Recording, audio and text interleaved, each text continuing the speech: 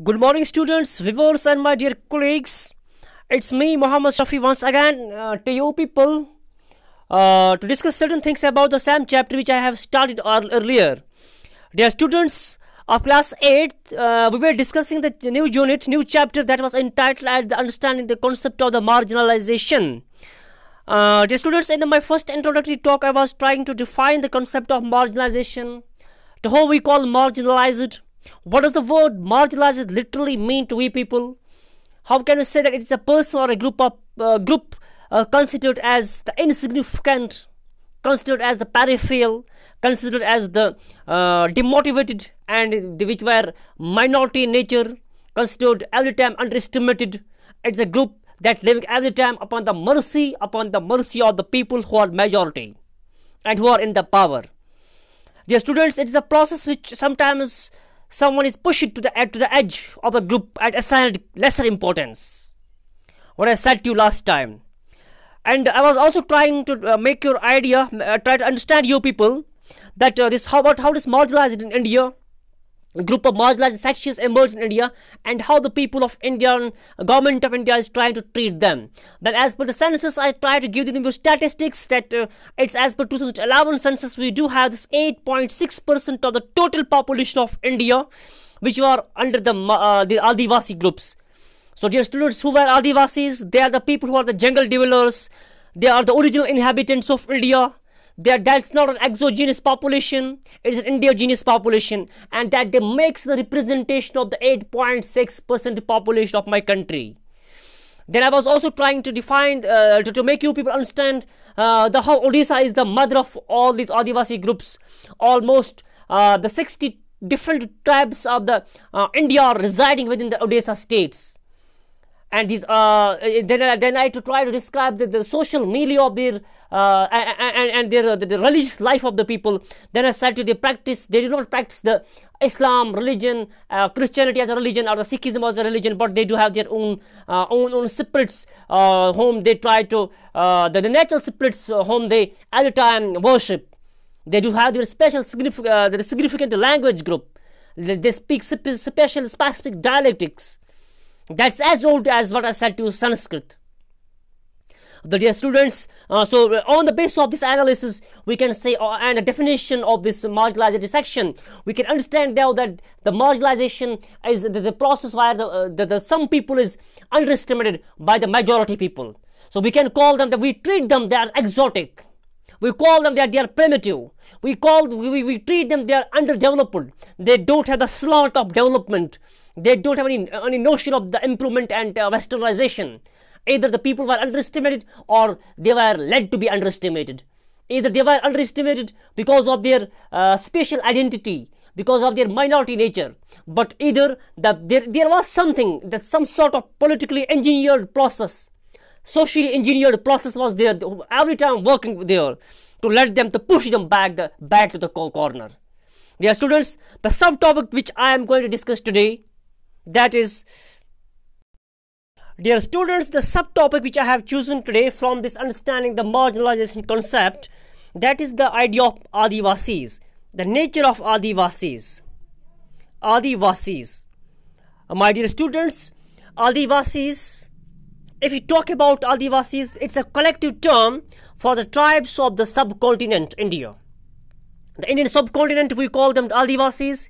Actually, it's a collective term for the tribes of the various tribes of the subcontinent. Dear students, if we talk about the total population of the Adivasis, what is the total population? What is the total number of these collective tribes who are residing in India? What is the total population? So, students, it makes 8.6%. 8.6% of the total population of India, that's under these Adivasis. 8.6%. That's equal to 104 million. My dear students, the total population 80.6%, that makes 104 million population. It's as the data and statistics as per the 2011 census. Students, if we talk about this, what was happening to them, about the social and economic and political conditions of these Adivasis of India, are they really those people who we call that you are indigenous people? or they really those people whom we show a sympathy among the different celebration among different celebrations, among the different national days? Or they are those people who are every time shocked, who are every time underestimated, who are every time marginalized? Exactly, dear students, the story is the same. It does not reflect the rosy picture of my country, but it reflects the shabby and the very, very murky situation of my country. That's almost pathetic. Let's talk about the social, economic and political conditions, social, political and economic milieu among which these innocent people were living. If we look at the screens, it reflects the different nature, different hairstyle, different dress pattern, different food habits of these people. Entirely different community. From dear students, if we talk about from last 200 years, they were forced by the government, by all the stakeholders of the government, by the different economic policies, by the different forest policies, by the political force of the state and the private sectors as well. They forced them. These four elements every time forced them. These government policies, the forest policies, the political pressure of the state government and the central government, and the private sector compulsions, private sector pulls and pressures, every time forced them to abandon, to give up their motherland and to reside among somewhere different corner, to live among the no man's land and leave this the cultural heritage. So these people were forced by these four elements, by these four policy schemes, by these four parameters which forced them to shun and to give up their motherland and to reside somewhere among the different planet. That was damn impossible for those very people. And they were left with a Hobson's choice. Either they have to give up, they have to shun, they have to adopt these new policies, these new tough schemes, or they have to work somewhere else among the factory workers, as a factory workers, among the mines, among the industries, among the plantations as a plantation worker simply, or as a worker among the big scammed construction machineries and these factories, who were established at their cost. So it's quite shocking to describe here that this Adivasi, which was once upon a time the best representation of my nation, which reflects the sensation of the communal harmony and this cultural heritage which we are showing, which we are celebrating. But alas, the day is here when these people were they were sacrificed. They were sacrificed for the benefits, for the taste buds of the country. And certain handful amount of the people were enjoying the massacre of all those people who are living among these jungles and these jungle dwellers. Okay, dear students, let's continue. So, if we talk about their moment, so they were pressurized, they forced either to force their mainland or to adopt or to embrace the new jobs which were not fit to their capacity, but they were forced to do the same. Dear students, if we talk about from within the 19th century, from 1830, they started moving to the different corners of the country, or they started mass exodus from this particular country. As the statistic says, 50% people of the Adivasis were displaced. Dear students, it's almost 50% of the total population of the Adivasis, 8.6 of the current statistics, they were displaced. They were kicked. They were forced to migrate. And if you talk about the certain states of my country, it gives me a very much pain to describe these things, to share these statistics, to share this narration with you people. That's almost 79% Adivasis. They were from the Andhra Pradesh, Chhattisgarh, Jharkhand, Odisha.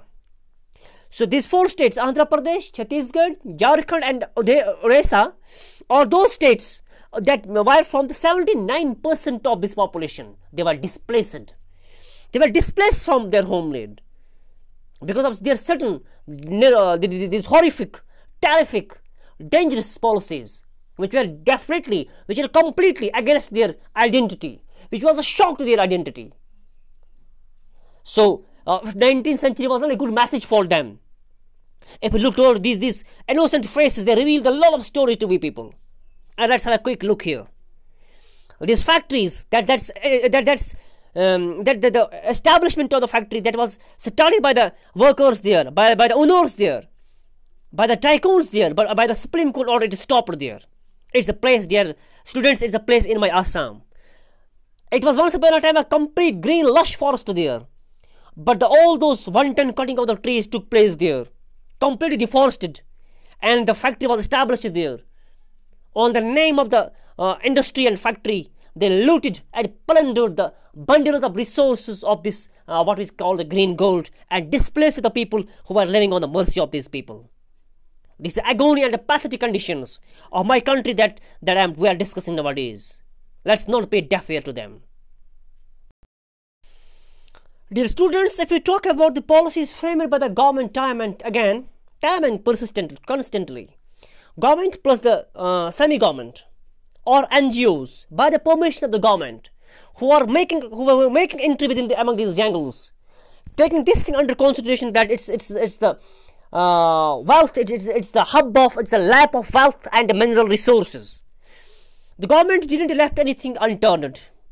The establishment of the various water dams, I will look here on the screen, these are the water dams established by the government of India.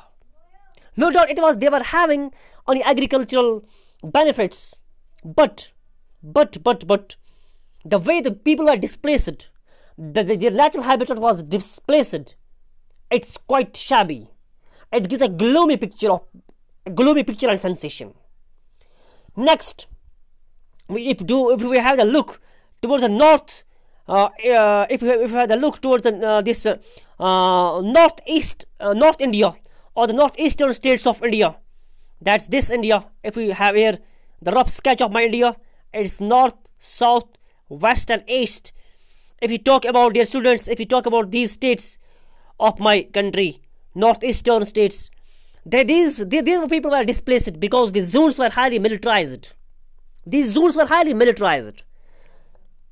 The lot of deployment of the army troops among these jungles, they forced the people of the dwellers there, the natives there, to give up their land to us. And the area was highly militarized. And this north area was northern India. It was highly hit. This Adivasi life was highly hit there because of these militarized zones. Next page of the story. And we look at the present, the figures, what's the total number of the national parks in India would you have? So dear students, we are having the 104 national parks this time. And if we talk about the wildlife sanctuaries, there are 534 in number, wildlife sanctuaries. These wildlife sanctuaries and this establishment of these national parks, it's what actually, these are those areas among these Adivasi people were residing. They were living. They were forced to leave their land from their areas and to assign the land and to surrender the same land to the different departments, and which they call them, which they tag them. It's a wildlife sanctuary. It's a national park. It's a national pride. Agony, pathetic tale.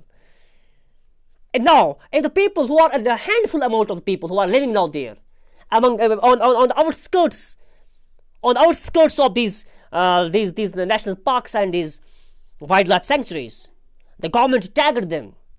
You are the encroachers. You do encroachments.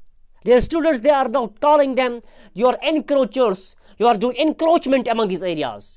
Now your presence there is a threat for their living life, or for the animals who are living them. So the country calling themselves the highly democratic, while on the second story, very pathetic, what my favorite author Arundhati Roy calls, the capitalism is emerging, the ghosts are emerging, it's reeling round the head, and this one section of the society that's living at the cost and the mercy of these people. It's none other than these Adivasi people, these minority groups, this marginalized section of the society. Dear students, this story was not good today. It was almost a dismal story. But let's have a brief analysis of this thing. Let's try to broaden our insight and vision to see opening the horizons of mind, what's going on behind the curtains, how these national parks are coming into existence, and how these wildlife sanctuaries are emerging, flourishing day by day at the cost of one people who are living at the mercy of those people who are at the helm of affairs. By these words, I am saying you goodbye. Let me adieu you this time, but keep motivated to the books. Let's inshallah hope. I'm going to join you again. Turn the certain page, flip the certain page of the story once again. Among the coming subtopics, coming lectures. Till then, just take care and all the best.